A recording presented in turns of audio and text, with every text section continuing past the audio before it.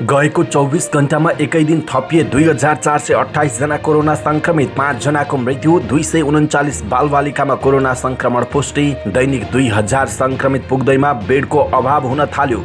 प्रधानमन्त्री केपी शर्मा ओली र माधव नेपाल बीच संवाद न पछाडि फर्किन तयार, न सहमतिको प्रस्ताव। गुटबन्दी नगर्न सम्झाइरहेको र यसलाई कमजोरी नठानियोस् भन्दै ओलीको भनाई। अलग पार्टी खोलेको भन्नु आपत्तिजनक भएको भन्दै अध्यक्ष ओलीलाई माधव नेपालको स्पष्टीकरण। असहमतिहरू बैठकबाट समाधान गर्न सकिने माधव नेपालको अपिल। प्रधानमन्त्री ओली र वामदेव गौतमको डिनर मिटिङ के भयो त कुराकानी, यसको बारेमा पुरै जानकारी। शक्तिशाली हैसियतको विवेकपूर्ण प्रयोग होस् भन्दै ओलीलाई घनश्याम भुषालको स्पष्टीकरण। रिक्त राष्ट्रिय सभा सदस्यका लागि जेठ 6 गते उपनिर्वाचन हुने। मुख्यमन्त्री राई विरुद्ध अपशब्द बोलेको अभियोगमा बालिका खड्का पक्राउ। सर्वोच्चमा माधव नेपाल सहित 4 नेताको रिट दर्ता, आइतबार सुनवाई हुने। प्रदेश 2 को नाम मिथिला भोजपुरा राख्न कांग्रेसले दर्ता गरायो प्रस्ताव। कोरोना नियन्त्रणमा उच्चस्तरीय समिति बनाउन संसदीय समितिको सुझाव। महिला आयोगमा 1 वर्षमा 1333 घरेलु हिंसा र 232 महिला हिंसाका उजुरीहरू दर्ता। भूकम्पबाट क्षतिग्रस्त 6000 बढी विद्यालय भवनको पुनर्निर्माण सम्पन्न। वैशाख 10 गतेदेखि पशुपतिनाथ दर्शनमा रोक। पेटमा लुकाएर पाकिस्तानबाट काठमाडौँ आइपुग्यो खैरो हिरोइन। वैशाख 15 गतेदेखि खुल्ला मञ्चबाट बस पार्क हटाइने। सार्वजनिक सवारीको भाडा बढाउन अध्ययन सुरु र दोहोरो अङ्कले बढ्यो नेप्से। विशाल बजारमा लगानीकर्ताको आकर्षण। कुन कम्पनीले आज गुमाए, कुन कम्पनीले सबैभन्दा धेरै कमाए, यसको बारेमा पुरै जानकारी आजकै भिडियोमा। दर्शक महानुभाव नमस्कार। हाम्रो च्यानल समाचारपाटी.com मा यहाँहरूलाई हार्दिक स्वागत छ। सदाको झैं आज पनि हामी उपस्थित भइसकेका छौं। आजका मुख्य समाचार लिएर हामीलाई अन्तिमसम्म हेर्नुहोला अनि हाम्रो मेहनतका लागि यो भिडियोमा एउटा लाइक अवश्य गरिदिनु होला। दर्शक महानुभाव, पलपलको न्यूज अपडेटका लागि हाम्रो च्यानल सब्स्क्राइब गर्नुहोस् अनि नजिकै आउने बेल आइकनलाई क्लिक गर्नुहोला। पछिल्लो 24 घण्टामा थप 2428 जनामा कोरोना भाइरसको संक्रमण पुष्टि भएको छ। 10,001 PCR परीक्षण गर्दा 2365 जना र 447 एन्टिजेन परीक्षण गर्दा 63 गरी जम्मा 2428 जनामा कोरोना संक्रमण पुष्टि भएको हो। स्वास्थ्य मन्त्रालयका अनुसार पछिल्लो 24 घण्टामा 5 जनाको कोरोना संक्रमणबाट मृत्यु भएको छ। यस्तै काठमाडौँ उपत्यकामा 1174 जनामा कोरोना संक्रमण पुष्टि भएको छ। काठमाडौँमा 987, भक्तपुरमा 81 र ललितपुरमा 106 जना कोरोना संक्रमित भेटिएका छन्। यस्तै मोरङमा 113, सुनसरीमा 36, पर्सामा 79, काभ्रे पलाञ्चोकमा 17 जना, चितवनमा 22, नुवाकोटमा 12, मकवानपुरमा 30, कास्कीमा 31, स्याङ्जामा 14, कपिलवस्तुमा 27 जनामा कोरोना संक्रमण पुष्टि भएको मन्त्रालयले जनाएको छ। यस्तै गुल्मीमा 10 जना, दाङमा 23 जना, पाल्पामा 42 जना, बर्दियामा 31 जना, बाँकेमा 277 जना, रूपन्देहीमा 125 जना, कञ्चनपुरमा 27 जना र कैलालीमा 73 जनामा कोरोना संक्रमण पुष्टि भएको छ। यस्तै 9 वर्ष मुनिका 51 जना बालबालिका र 10 देखि 19 वर्ष उमेर समूहका 188 गरी 239 जना बालबालिकामा कोरोना संक्रमित भेटिएको मन्त्रालयले जनाएको छ। देशभर 81 जना क्वारेन्टिनमा छन् भने 12,690 जना सक्रिय कोरोना संक्रमित रहेका छन्। यससँगै हाल देशभर कोरोना संक्रमितको कुल संख्या 2,92,152 पुगेको छ। बिहिबार मात्र 252 जना डिस्चार्ज भएको मन्त्रालयले जनाएको छ। ललितपुरको एकान्त कुनामा 60 वर्षीय कैलाश राईलाई कोरोना संक्रमण पुष्टि भएको तेस्रो दिन सास फेर्न गाह्रो भयो। अक्सिजन लेभल घट्न थालेपछि उनले पाटन अस्पतालमा टेलिफोन गरेर आइसोलेसन बेड खाली छ वा छैन भनी सोधपुछ गरे। अस्पतालका कोभिड संयोजक डाक्टर विमल पाण्डेले सबै बेड भरिएको जानकारी दिँदै हाम्रो पुरै 130 बेड संक्रमितले भरिएको छ, एकपटक अन्य अस्पतालमा प्रयास गर्नु भनेर भने। त्यसपछि उनले वीर अस्पतालका कोभिड संयोजक डाक्टर अच्युतराज कार्कीलाई सोधे, त्यहाँबाट पनि त्यस्तै जवाफ पाए। त्यसपछि त्रिवी शिक्षण अस्पताल महाराजगञ्जका कोभिड संयोजक डाक्टर सन्तकुमार दासलाई समस्या सुनाए। डाक्टर दासले उल्टै समस्या पोखे। 3 दिन यता हाम्रोमा उपलब्ध 45 बेड भरिएको छ। आज साँझ 7 जनालाई भर्ना गरियो, अरू 10 जना त बेड नभएर निजी अस्पतालमा जानुभयो।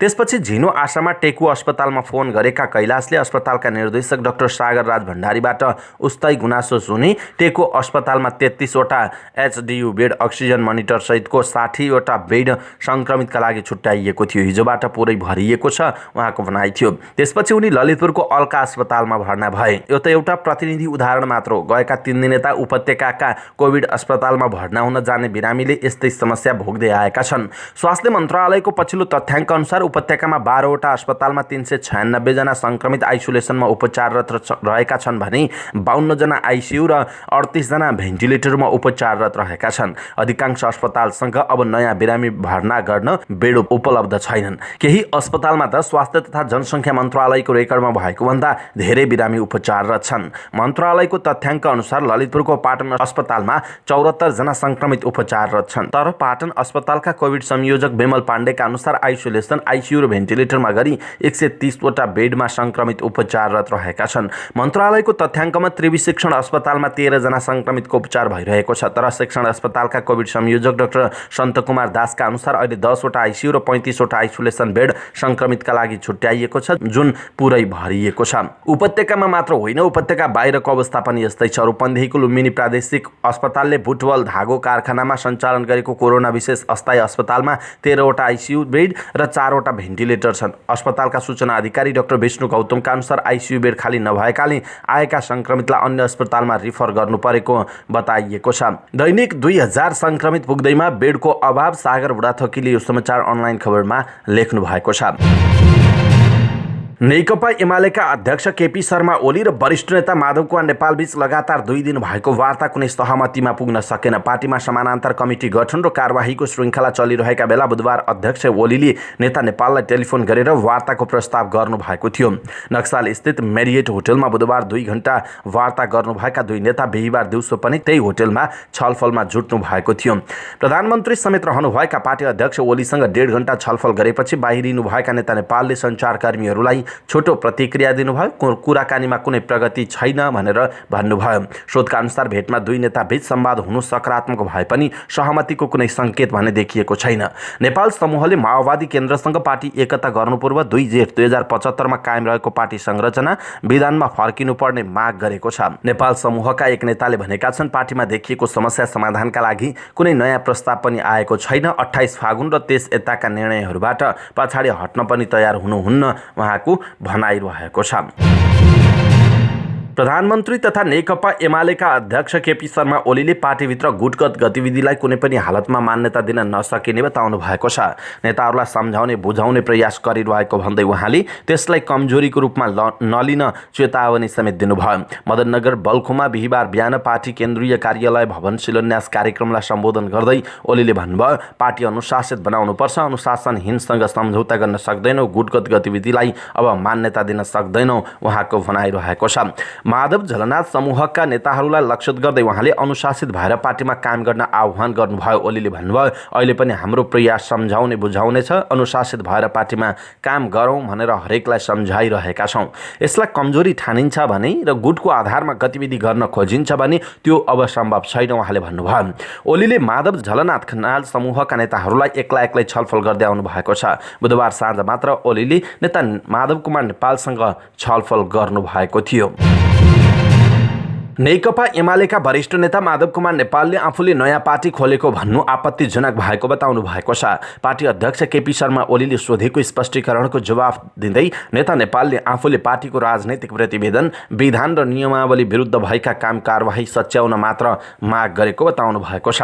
उहाँले अघि लेख्नु भएको छ, मैले उठाएको आवाजलाई तपाईँले अपराधिक देख्नु आफैमा पार्टी विरुद्ध अपराधिक चिन्तन होइन र पार्टीको इतिहास, सिद्धान्त, कार्यक्रम, नीति र विधिको रक्षार्थ तपाईँले फागुन 28 गते गर्नुभएको पार्टी विधान विपरीतको निर्णय रद्द गर्ने माग गर्दा अलग पार्टी खोलेको भन्नु आपत्तिजनक एवं हास्यास्पद छ। अध्यक्ष ओलीले 28 फागुनमा पार्टी विधानको ठाडो उल्लङ्घन हुने गरी कार्य गरेको भन्दै नेता नेपालले एमाले स्थापना, नेतृत्व र सञ्चालन हातमा लामो समयसम्म भूमिका खेलेको व्यक्तिका रूपमा त्यसको आन्दोलन र विरोध गर्नु आफ्नो कर्तव्य भएको बताउनु भएको छ। यसलाई दल त्यागसँग लगेर जोड्नु कानुन सम्मत र युक्तिसङ्गत नहुने भन्दै उहाँले भन्नुभएको छ, मैले नेपालको संविधान संविधान धारा 89 र राजनीतिक दल सम्बन्धी प्रावधान विपरीत कुनै काम गरेको छैन। उहाँले अघि भन्नुभएको छ, नयाँ राजनीतिक दल खोल्न लागेको, चलाएको वा चलाउन लागि पनि छैन। यसका लागि कुनै आधार तयार गरेको पनि छैन। नेकपा एमालेलाई सैद्धान्तिक र संगठनात्मक रूपमा कसरी सबल बनाउन सकिन्छ र कसरी विखण्डन गरी नेपालको कम्युनिस्ट आन्दोलनलाई कमजोर बनाउन चाहनेहरूका दुष्प्रयासलाई कसरी विफल पार्न सकिन्छ भन्नेमा म निश्चय नै चिन्तित छु। त्यही कारण सर्वोच्चको फैसला अनुसार एमालेको सबै संरचना क्रियाशील हुनुपर्नेमा जोड दिएको नेता नेपालले बताउनु भएको छ। उहाँले पार्टी विरोधीसँग साँठगाँठ गरेको, राष्ट्रिय हित विपरीत काम गराएको जस्ता आरोप कल्पित र पूर्वाग्रहपूर्ण भएको पनि बताउनु भएको छ। नेता नेपालले आफूले पार्टी विधान विपरीत काम नगरेको, बरु अध्यक्ष ओलीमा दम्ब र संकीर्ण गुट चिन्तन रहेको समेत बताउनु भएको छ। यसैबीच नेकपा एमालेका वरिष्ठ नेता माधव कुमार नेपाल समूहले कम्युनिस्ट पार्टी स्थापना दिवसको अवसर पारेर अपिल जारी गरेको छ। स्थायी कमिटीका नेताहरूले सामूहिक रूपमा जारी गरिएको अपिलमा पार्टीको विवाद बैठकबाट समाधान गर्न सकिने उल्लेख गरिएको छ। पार्टी अध्यक्षसँग अनेकौं विषयमा हाम्रा असहमति छन् र हामीसँग पनि उहाँका अनेक असहमति हुन सक्छन्, जसका बारेमा पार्टी केन्द्रीय कमिटीको विधिवत बैठकबाट समाधान गर्न सकिन्छ, अपिलमा उल्लेख छ। त्यसका लागि अदालतको फैसला अनुसार एमाले 2 जेठ 2075 अगाडिको अवस्थामा फर्कनु पर्ने उल्लेख गरिएको छ। अपिलमा अध्यक्ष ओलीप्रति कडा आक्रोश पोखिएको छ। ओलीलाई केशरजङ रायमाझीसँग तुलना गरिएको छ। दोस्रो महाधिवेशनमा कार्यक्रम पुष्पलालको पारित भए पनि नेतृत्वमा रायमाझी आएको उल्लेख छ। त्यही घटना 2071 मा सम्पन्न नवौं महाधिवेशनमा दोहोरिएको जनाइएको छ। नवौं महाधिवेशनबाट पारित कार्यक्रमका विरोधी ओली नेतृत्वमा आएपछि कार्यदिशा, विधान र विधि पद्धति लत्याउनेतिर लागेको अपिलमा उल्लेख छ। अहिले ओली कम्युनिस्ट पार्टीलाई विसर्जन र विभाजनतिर लगेको आरोप लगाइएको छ। कमरेड केपी ओलीले हाम्रो पार्टी नेकपा एमालेलाई जुन दिशामा लैजाँदै हुनुहुन्छ त्यो पार्टीको विभाजन र विघटनको दिशा र अन्ततः कम्युनिस्ट आन्दोलनकै विसर्जनको दिशा हो, अपिलमा उल्लेख गरिएको छ। प्रधानमन्त्री एवं नेकपा एमालेका अध्यक्ष केपी शर्मा ओली र एमाले एकता अभियान चलाइरहेका वामदेव गौतम बीच भेटवार्ता भएको छ। प्रधानमन्त्री निवास बालुवाटारमा भएको दुई नेताको डिनर मिटिङमा कानुन मन्त्री लीलानाथ श्रेष्ठ र एमाले प्रमुख सचेतक विशाल भट्टराई पनि सहभागी हुनुभएको थियो। भेटको तस्बिर सार्वजनिक गर्दै प्रमुख सचेतक भट्टराईले फेसबुकमा लेख्नु भएको छ, सम्माननीय प्रधानमन्त्री ज्यूको निवास बालुवाटारमा प्रधानमन्त्रीसँगको संवादपछि उहाँले भन्नुभयो, केपी ओली देशको प्रधानमन्त्री हो, नेकपा एमालेको अध्यक्ष हो, तर उहाँसँगको मेरो सम्बन्ध पदका कारणले बनेको होइन, जमानादेखिको हो र अटुट रहिरहनेछ। अब कमरेड वामदेव गौतमले के गर्नु होला भन्ने आम जिज्ञासाको जवाब यसैमा खोज्ने त होला नि भनेर उहाँले भन्नुभएको छ। नेकपा एमालेका नेता घनश्याम भुसालले पार्टी र संसदीय दलको विधान विपरीत कुनै पनि काम नगरेको स्पष्टीकरण दिनुभएको छ। साथै उहाँले पार्टी अध्यक्ष केपी शर्मा ओलीलाई आफ्नो शक्तिशाली हैसियतको विवेकपूर्ण प्रयोग गर्न पनि आग्रह गर्नुभएको छ। अध्यक्ष एवं संसदीय दलका नेता ओलीले सांसद पदबाट किन कारबाही नगर्ने भनी सोधेको स्पष्टीकरणको लिखित जवाब दिँदै भुसालले 23 फागुनमा सर्वोच्च अदालतले गरेको फैसला अनुसार 2 जेठ 2075बाट एमाले पार्टी जीवन पुनः आरम्भ गर्नुपर्ने वैधानिक, कानुनी, राजनीतिक र व्यवहारिक तथ्यलाई इन्कार गर्दै पार्टीलाई विभाजित गर्न संगठित गर्ने प्रयास भएपछि राष्ट्रिय भेला गर्न आफूले पनि भूमिका खेलेको बताउनु भयो। उक्त भेला पार्टीको इतिहास, गौरव, विधि, मूल्यहरूको रक्षाका लागि भएको भन्दै उहाँले भन्नुभएको छ, यस बापत बेहोर्नुपर्ने कुनै पनि परिणाम बेहोर्न आफू तयार नै रहेको कुरा अनुरोध गर्दछु। पार्टीमा बदलिँदो नेपाली समाजको चरित्रलाई ठम्याउने र त्यसअनुसार पार्टीको कार्यदिशा र सिद्धान्तहरू निर्माणमा बहस तथा विवाद भएको र नवौं महाधिवेशनले आफू सहितका पक्षको विचार पारित गरेको भुसालले स्मरण गर्नु भएको छ। तर पार्टीले उक्त कार्यदिशा र सिद्धान्तको कार्यान्वयन नगरेको विषयमा आफूले आवाज उठाउँदै आएको भन्दै उहाँले लेख्नु भएको छ। त्यसक्रममा मेरो आलोचना र विरोध हुँदै आएको कुरामा म स्पष्ट छु। आफ्नो त्यस क्रियाकलाप बापत हुन जाने परिणामलाई बेहोर्न तयार छु। एमालेको नवौं महाधिवेशनबाट निर्वाचित उपमहासचिव एवं सांसद भुसालले स्पष्टीकरणमा पार्टीमा देखिएको समस्या र त्यसले उत्पन्न गराएको विभाजनको खतरा टार्न पार्टी अध्यक्ष र संसदीय दलको नेताको रूपमा केपी शर्मा ओलीकै भूमिका महत्त्वपूर्ण हुने पनि बताउनु भएको छ। राष्ट्रिय सभा सदस्यको रिक्त एक पदका लागि जेठको 6 गते निर्वाचन हुने भएको छ। मन्त्री परिषदको 6 वैशाखको निर्णय अनुसार निर्वाचन आयोगले बागमती प्रदेश अन्य समूहतर्फबाट रिक्त राष्ट्रिय सभा सदस्य पदपूर्तिका लागि उपनिर्वाचनको मिति घोषणा गरेको हो। नेकपा माओवादी केन्द्रबाट निर्वाचित राष्ट्रिय सभा सदस्य रामबहादुर थापा बादल नेकपा एमालेमा प्रवेश गरेपछि उहाँ पदमुक्त हुनुभएको थियो। उपचुनाव घोषणा गरेको आयोगले निर्वाचन प्रयोजनका लागि वैशाख 10 देखि 15 गतेसम्म दल दर्ता गर्न राजनीतिक दलहरूलाई समय दिएको छ। बिहिबार नै उपनिर्वाचन तयारी सम्बन्धी थालेको आयोगले भनेको छ, राष्ट्रिय सभा सदस्य उपनिर्वाचनलाई स्वच्छ, स्वतन्त्र र निष्पक्ष रूपमा सम्पन्न गर्न निर्वाचन आयोग सबै सरोकारवालाहरूसँग हार्दिक अनुरोध गर्दछ भनिएको छ। प्रदेश नम्बर 1 का मुख्यमन्त्री शेरधन राईलाई अपशब्द प्रयोग गरेर गालीगलौज गरेको आरोपमा बालिका खड्का पक्राउ परेकी छिन्। काठमाडौँ प्रहरी प्रमुख एसएसपी अशोक सिंहका अनुसार खड्कालाई पक्राउ गरेर प्रहरी वृत्त सिंहदरबारको हिरासतमा राखिएको छ।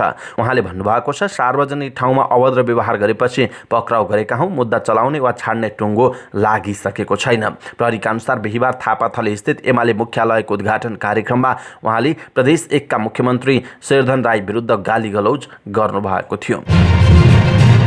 नेकपा एमालेका नेता माधव कुमार नेपाल पक्षका नेताले अध्यक्ष केपी शर्मा ओलीले सांसद पद नरहने गरी कारबाही रोक्न माग गर्दै दिएको रिट सर्वोच्च अदालतमा दर्ता भएको छ। नेता नेपाल, भीम रावल, सुरेन्द्र पाण्डे र घनश्याम भुषालद्वारा दायर उक्त रिटमा आइतबारका लागि पेशी तोकिएको सर्वोच्च अदालत स्रोतले जानकारी दिएको छ। रिटमा अध्यक्ष ओलीले सर्वोच्च अदालतको 23 फागुनको फैसला विरुद्ध पार्टीलाई एकलौटी र अनाधिकृत कब्जा गरी आफूहरूको राजनीतिक जीवन नै समाप्त पार्ने दुराशयपूर्ण मनोभावना राखी संसद सदस्यबाट निष्कासन गर्न खोजेको उल्लेख छ।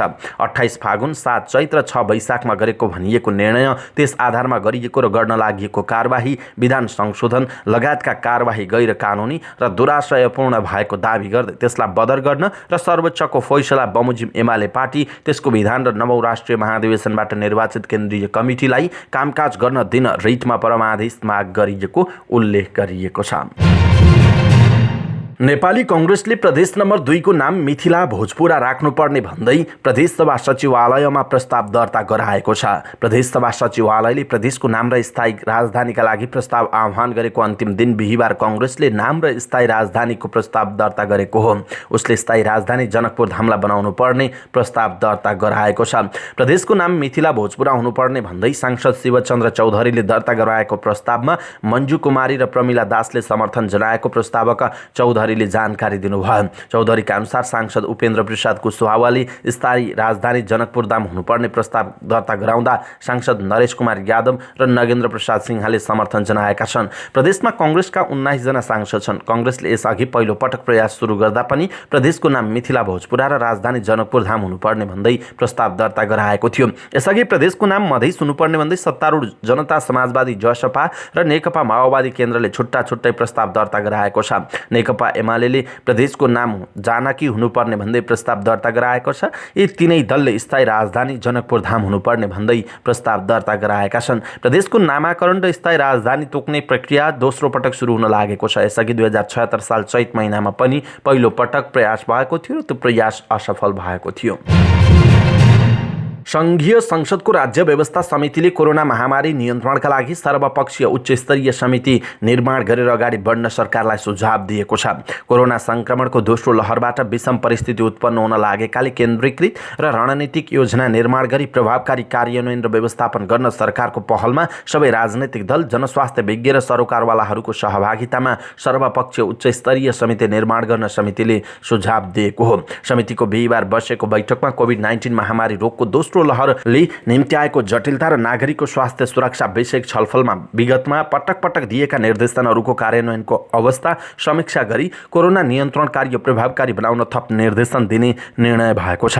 यसैगरी हवाई मार्गबाट स्वदेश फर्कनेहरूलाई विमानस्थलमै क्वारेन्टिन र होल्डिङ सेन्टर निर्माण गरी राख्न र त्यस अवधिमा PCR परीक्षण गर्ने व्यवस्था गर्न पनि समितिले सरकारलाई निर्देशन दिएको छ। समितिले दैनिक उपभोग्य वस्तु तथा स्वास्थ्य सामग्रीहरूको कालोबजारी हुन नदिन, अनुगमनलाई तीव्रता दिन तथा दोषी पाइए कानुनको बमोजिम कारबाही गर्न पनि सम्बन्धित निकायलाई निर्देशन दिएको छ। राष्ट्रिय महिला आयोगमा बाल विवाहदेखि साइबर अपराधका उजुरीका चाङ लागेको छ। विगतको 1 वर्षमा 1333 घरेलु हिंसा र 232 महिला हिंसाका उजुरी आयोगमा दर्ता भएका छन्। यौनजन्य हिंसा मात्र होइन, मानसिक, आर्थिक, शारीरिक हिंसाका उजुरी बढेको तथा चरित्र हत्या, साइबर अपराध, सम्बन्ध विच्छेद, बहुविवाह, ज्यान मार्ने उद्योग, हत्या र कुटपिट विरुद्धका उजुरी पनि उल्लेख्य मात्रामा बढेको आयोगका अध्यक्ष कमला कुमारी पराजुलीले बताउनुभयो। जन्म दर्ता, विवाह दर्ता, नागरिकताको प्रमाणपत्र पत्र प्राप्तिका निम्ति सिफारिस नपाएका, सम्पत्ति हस्तान्तरणका लागि आवश्यक कागजात नपाएका महिलाका उजुरी पनि आयोगमा प्रशस्ति दर्ता भएको जनाउँदै उहाँले साथी, बाल अधिकार संरक्षणमा क्रियाशील संस्था सेविन, त्यस्तै गरी कानुनी सहयोग तथा परामर्श केन्द्र ल्याक, मानव सेवा आश्रम तथा स्थानीय निकायको साझेदारीमा समस्या समाधानमा लागेको पनि जानकारी दिनुभएको छ। पीडितलाई कानुनी परामर्श, कानुनी सहयोग, मनोसामाजिक परामर्श, आश्रयस्थलको व्यवस्था, पुनर्मिलन, उद्धार, औपचारिक शिक्षा र मानसिक स्वास्थ्य सेवा पनि आयोगले प्रदान गरिरहेको उहाँको भनाइरहेको छ। भूकम्पबाट क्षतिग्रस्त भएका मध्ये 6246 विद्यालयका भवनको पुनर्निर्माण सकिएको छ। 2072 साल वैशाखमा गएको भूकम्पबाट 9072 विद्यालयमा क्षति पुगेको थियो। निर्माण सम्पन्न भएका विद्यालयमध्ये विद्यालय व्यवस्थापन समिति मार्फत 4933, निर्माण व्यवसायीबाट 554 र गैर सरकारी संस्थाको सहयोगमा 749 विद्यालय छन्। हाल विद्यालय व्यवस्थापन समिति मार्फत 1121, निर्माण व्यवसायीको तर्फबाट 175 र गैर सरकारी संस्थाको सहयोगमा 770 विद्यालयको पुनर्निर्माण भइरहेको राष्ट्रिय पुनर्निर्माण प्राधिकरण केन्द्रीय आयोजना कार्यान्वयन इकाइ शिक्षाले जनाएको छ। पुनर्निर्माण कार्य आगामी असारभित्र सक्ने योजना रहेको प्रमुख रामशरण सापकोटाले बताउनु भएको छ। विश्वभर फैलँदै गइरहेको कोभिड-19 को नयाँ भेरिएन्टलाई ध्यानमा राख्दै वैशाख 10 गतेदेखि पशुपतिनाथ मन्दिरमा सर्वसाधारणले गर्ने पूजा र दर्शनमा रोक लगाइएको छ। बिहिबार पशुपति क्षेत्र विकास कोषले अत्यन्त जरुरी सार्वजनिक सूचना जारी गर्दै वैशाख 10 गते शुक्रबारदेखि लागू हुने गरी पशुपतिनाथ सहितका मन्दिरमा नित्य पूजा बाहेक अन्य क्रियाकलाप गर्न नपाउने गरी रोक लगाएको हो। कोषका कोषाध्यक्ष डाक्टर मिलन कुमार थापाद्वारा जारी अत्यन्त जरुरी सूचनामा भनिएको छ, विश्वभर फैलँदै गइरहेको नयाँ भेरिएन्ट सहितको कोभिड-19 को संक्रमण नेपालमा समेत बढ्दै गएको सन्दर्भमा सोको रोकथाम तथा नियन्त्रणका लागि सरकारले जारी गरेको आदेश बमोजिम 2078 साल वैशाख 10 गतेबाट अर्को व्यवस्था नभएसम्मका लागि भगवान श्री पशुपतिनाथको मन्दिर, गुह्येश्वरी मन्दिर लगायतका मन्दिरमा नित्य पूजा बाहेक अन्य क्रियाकलाप गर्न नपाउने गरी व्यवस्था मिलाइएको सबैका लागि यो सूचना प्रकाशित गरिएको छ भनिएको छ। यसबाट भक्तजनमा पर्न गएको असुविधाप्रति कोषले क्षमा मागेको छ। गत वर्ष पनि कोरोनाबाट बच्न जारी बन्दाबन्दीका कारण 9 महिनासम्म पशुपतिनाथ, गुह्येश्वरी लगायतका मठ मन्दिर भक्तजनका लागि बन्द गरिएको थियो। त्यसो त दर्शक महानुभाव, अब आजबाट पशुपतिनाथ मन्दिर लगायत गुह्येश्वरी मन्दिरहरू बन्द हुने भएका छन्। यसप्रति तपाईँको धारणा के छ? आफ्नो धारणा तलको कमेन्ट बक्समा कमेन्ट गर्नुहोला। त्रिभुवन अन्तर्राष्ट्रिय विमानस्थलबाट खैरो हिरोइन सहित 4 जनालाई प्रहरीले पक्राउ गरेको छ। गत चैत 26 गते पाकिस्तानबाट यूएई को शारजहाँ हुँदै आएका धादिङ खनियावास नगरपालिका 1 का 49 वर्षीय दावा लामाले अवैध लागू औषध खैरो हिरोइनका क्याप्सुलहरू लिएर पेटमा लुकाई छिपाई ल्याएको सूचनाको आधारमा विमानस्थलबाट 4 जनालाई पक्राउ गरेको प्रहरीले जनाएको छ। पक्राउ पर्नेमा दावासहित खैरो हिरोइनको कारोबारमा संलग्न धादिङ सत्यवतीकी 59 वर्षीय गोपी तामाङ, रुबी भ्याली 3 सेतुङकी 45 वर्षीय होनीमाया तामाङनी र लमजुङको मर्स्याङदी गाउँपालिका 4 घर भएका 52 वर्षीय वयसबहादुर गुरुङ रहेको प्रहरीले जनाएको छ। दावालाई नेपाल प्रहरी अस्पतालमा लगेर सिटी स्क्यान गर्दा पेटमा क्याप्सुलहरू देखिएको र त्यसलाई दिशाबाट निकाल्न लगाएको प्रहरीको लागू औषध नियन्त्रण ब्युरोका प्रवक्ता प्रहरी उपरीक्षक ऋषिराम कणेलले जानकारी दिनुभयो। पेटबाट निकालिएको खैरो हिरोइनको तौल 900 ग्राम रहेको छ। लामाको साथबाट 300 अमेरिकी डलर, पासपोर्ट र हवाई टिकट पनि बरामद गरिएको ब्युरोले जनाएको छ। पक्राउ परेका 4 जनामाथि अदालतबाट म्याद थप गरी थप अनुसन्धान गरिरहेको र घटनामा संलग्न अन्यको पनि खोजी भइरहेको ब्युरोले जनाएको छ। वैशाख 15 गतेदेखि खुल्ला मञ्चमा रहेको बस पार्क हट्ने भएको छ। बिहिबार काठमाडौँ महानगरपालिकाका प्रमुख प्रशासकीय अधिकृत राजेश्वर गेवालीको अध्यक्षतामा यातायात व्यवस्था विभाग र ट्राफिक प्रहरी महाशाखाका अधिकारीहरू बीचको बैठकले यस्तो निर्णय गरेको हो। खुल्ला मञ्च खाली गराई त्यहाँका संरचना हटाउन लागिएको प्रमुख प्रशासकीय अधिकृत गेवालीको भनाइ छ। यहाँबाट सञ्चालन हुने सार्वजनिक सवारीलाई 2 वटा विकल्प दिइएको छ। टिकट काउन्टर राखेर चलेका मध्यम दूरीका गाडी गङ्गबु बस पार्कबाट सञ्चालन हुनेछन्। त्यस्तै छोटो दूरीका सवारी पिक एन्ड ड्रप प्रणालीबाट चल्नेछन्। उहाँले भन्नुभयो, पिक एन्ड ड्रप प्रणालीमा चल्ने गाडीहरूका सन्दर्भमा सार्वजनिक सूचना प्रकाशन गरिनेछ। यसका आधारमा निवेदक यातायात सञ्चालकहरूबाट प्राप्त निवेदनका आधारमा महानगर र ट्राफिक प्रहरी महाशाखाले व्यवस्थापन गर्ने उहाँले बताउनुभयो। बस पार्क सारेर वैशाख 15 गतेभित्र महानगरले भौतिक संरचना हटाउने जनाइएको छ। साबिक पुरानो बस पार्क भएको ठाउँमा काठमाडौँ टावर निर्माण हुने भएपछि 2073 सालमा निश्चित अवधिका लागि भन्दै बस पार्क चलाइएको थियो, तर काठमाडौँ टावर समयमै नभन्दा लामो समयसम्म बस पार्क चल्दै आएको थियो। यसैबीच सरकारले सार्वजनिक सवारीको भाडा बढाउन अध्ययन सुरु गरेको छ। यातायात व्यवस्था विभागका प्राविधिक उपसचिवको संयोजकत्वमा समिति बनाएर समायोजनका लागि छलफल थालेको हो।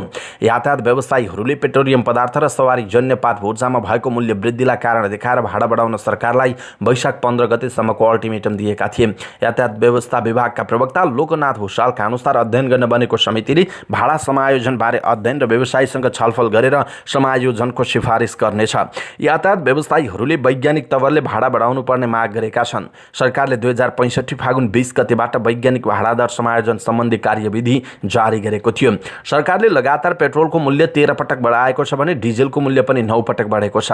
यस्तो मूल्य वृद्धिले यात्रुवाहक तथा मालवाहक सवारी धनीहरूले अहिले भाडा दरले व्यवसायमा टिक्न नसकिने व्यवसायीहरूले बताउँदै आएका छन्। नेपाल यातायात व्यवसायी राष्ट्रिय महासङ्घले गत माघ 29 गते नै विज्ञप्ति जारी गरेर चैत 5 गते भौतिक पूर्वाधार तथा यातायात मन्त्री वसन्त कुमार नेमवाङलाई ज्ञापन पत्र बुझाएर भाडा नबढाए आफू सवारी साधन थन्क्याउन बाध्य हुने बताउनु भएको थियो।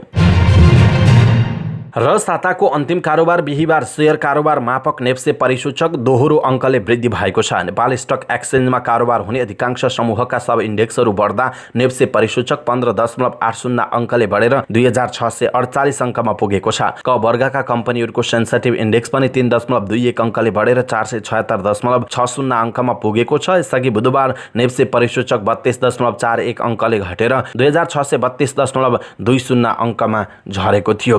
कारोबार रकम भने 6 अर्ब पनि पुग्न सकेन। दिनभर भएका 75,108 कारोबारबाट 214 कम्पनीका 1,30,32,823 किता सेयर किनबेच भएको जनाइएको छ।